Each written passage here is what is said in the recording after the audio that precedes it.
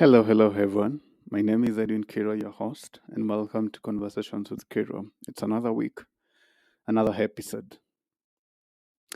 But for this week, I found myself thinking about what's the meaning of life? This is a question that once in a while we ask ourselves, why am I here? What's my purpose? What do I need to do that is different so that I can attain the life that I want, right? How can you define happiness, peace, fulfillment? What kind of achievement gets you there or makes you feel that I am happy, I am at peace, I am content? So, what's the meaning of life, right? Because we work so hard, we study, we pursue careers, you get that dream job, right? Only to find that you're not happy, only to find that you don't actually like the pressure that comes with it. You don't like the demands of your job because suddenly there's no work life balance, correct?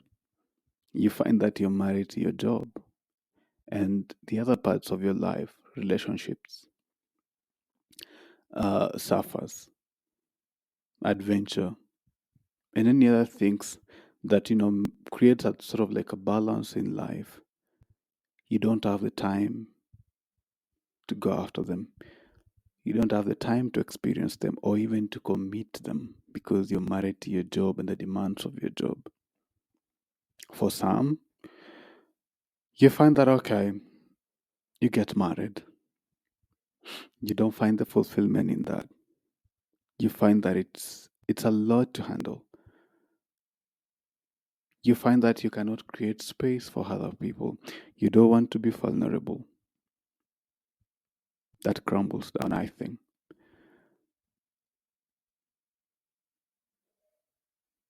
Well, maybe yours is in search of money and resources. So you amass all the wealth that you can get.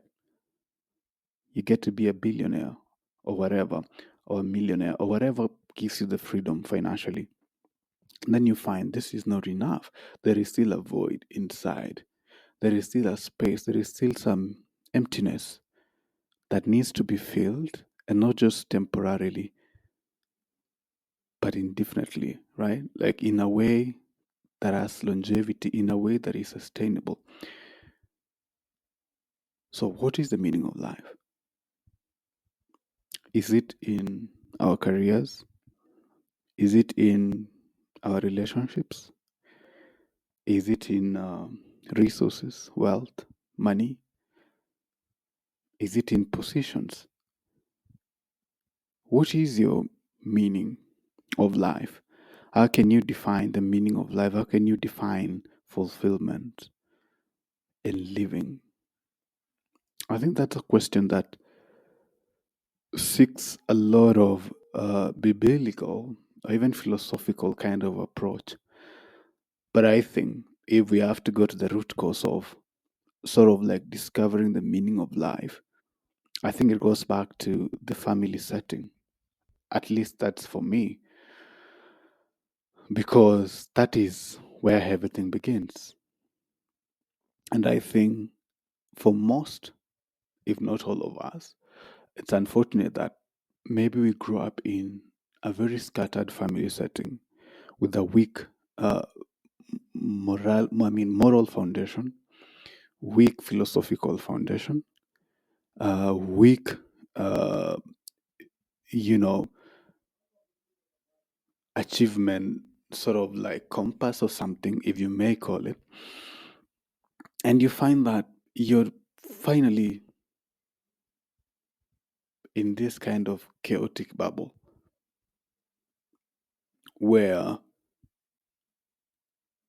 you don't have the time to grow up optimally. You don't have the time to nurture the child in you. You don't have the space, not even the time, the space to nurture that child in you. for that child to dream, for that child to wonder, for that child to question things.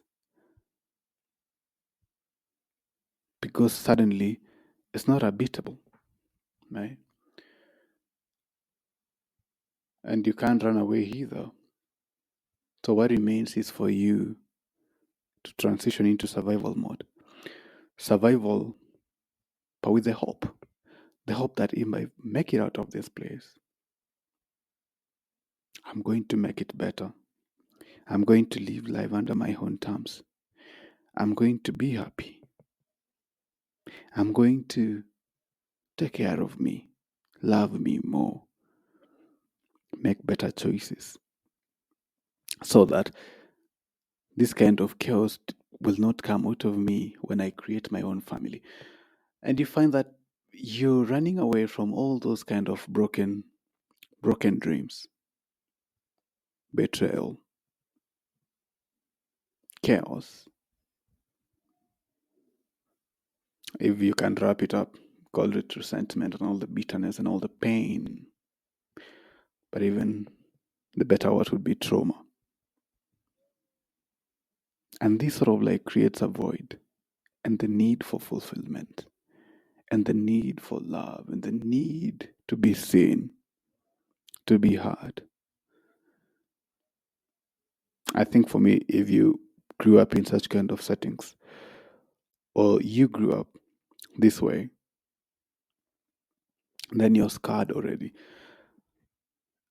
Finding meaning and purpose to life becomes even more and extremely difficult. And you'll find yourself trapped in this endless cycle of chasing for the next high, chasing for the next dopamine hit, chasing for that moment of happiness, that moment, even if it's minutes, it's hours, it's a few days. Then for once you feel, at least I was happy. At least I was at peace, even for a minute. But it doesn't last. So it begs the question, how can we create sustainable happiness, sustainable purpose, sustainable meaning and direction to our life? But it goes back to the void that was created early on without even your own awareness, of course. So, not unless we find ways to fill that void,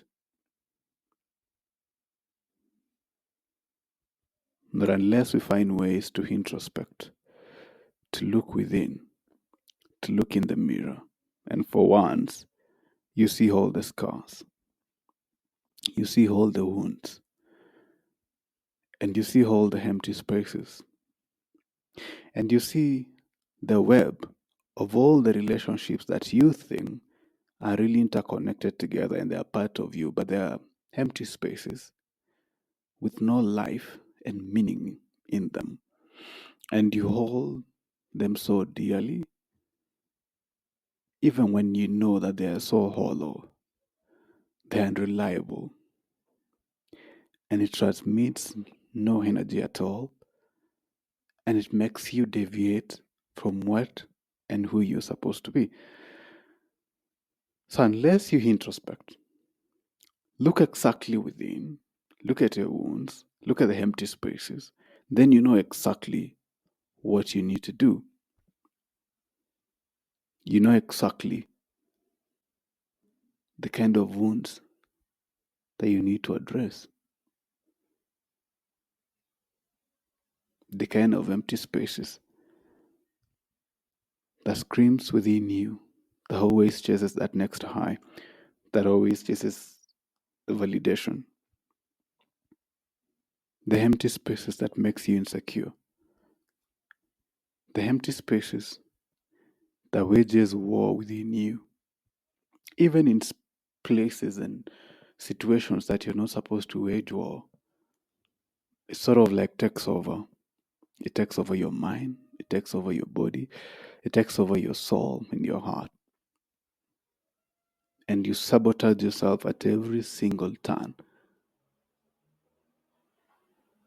So if you're leading life in this kind of perspective, then you find yourself time and time again asking yourself, what is the meaning of life?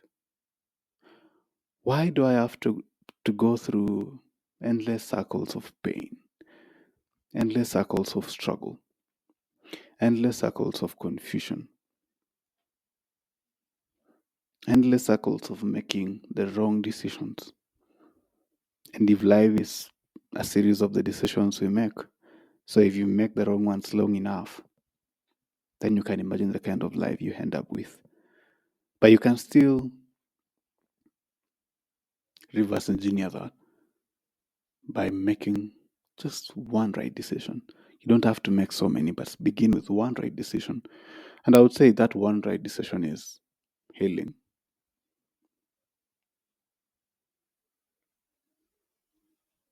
Life begins when you choose to heal. Because when you choose to heal, for the very first time, you choose not to run away from the child within that continuously begs you to love them, that continuously begs you to embrace them, that continuously begs you to see them, to hear them. That is when life begins. That is when curiosity begins. And that is when self awareness begins. That is when the search of meaning of life begins for you.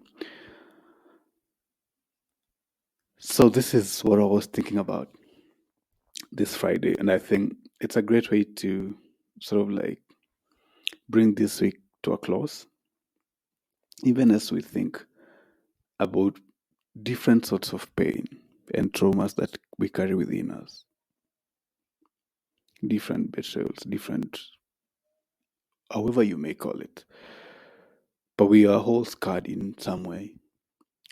We are all traumatized in some way. And we keep running away from them.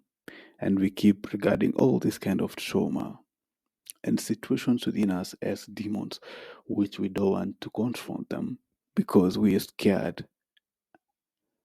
And because you're scared, then you're trapped and you're enslaved by them. And unless you break free, you will never get to experience life in its totality. You'll never get to experience the fulfillment that comes with life because your life will be devoid of a purpose, of a meaning that you can attach to it. So until you choose to detach yourself from that, and the only way is to turn around and look at your demons for once, embrace them for once, but this time out of self awareness and out of proactively seeking to heal, proactively seeking to understand where the wounds are, where the scars are, and what do they need from you. So I wish you a great weekend ahead, and I hope for once you pause and you introspect and you reflect and you check how far you've come. It might have been messy, might have been good for you, good for you. Maybe you've found your purpose and the meaning for your life. I'm happy for you. But if you've not, then this is your time to introspect and start thinking, how do I want to lead my life moving forward? And the kind of life and the kind of realignment that I want. What do I need to let go? What do I need to heal?